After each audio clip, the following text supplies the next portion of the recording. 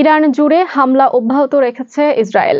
Israeli প্রতিরক্ষা বাহিনী IDF শুক্রবার সকালে জানিয়েছে, তেহরানে ক্ষেপণাস্ত্র উৎপাদন কেন্দ্রে হামলা চালিয়েছে তারা। এছাড়া ইয়াজদে সামুদ্রিক মাইন তৈরির একটি স্থাপনাও হামলা চালানো হয়েছে। অন্যদিকে ইসরায়েলের বিরুদ্ধেও পাল্টা হামলা অব্যাহত রয়েছে। উপকূলীয় শহর নেতানিয়াহুর আকাশে রকেটের ধোঁয়ার রেখা দেখা গেছে ছবিতে। লেবাননের গণমাধ্যমের তথ্য, বৈরুতের দক্ষিণাঞ্চলীয় উপশহরগুলোতে হামলা চালিয়েছে ইসরায়েল। কুয়েতের প্রধান বাণিজ্যিক বন্দরে ড্রোন হামলা হয়েছে। বন্দর কর্তৃপক্ষ জানিয়েছে, শত্রুপক্ষের ড্রোন হামলায় জিনিসপত্রের ক্ষয়ক্ষতি হলেও কোনো হতাহতের খবর পাওয়া যায়নি। বৃহস্পতিবার রাতে একাধিক ড্রোন ভূপাতিত করার কথা জানিয়েছে সৌদি আরব।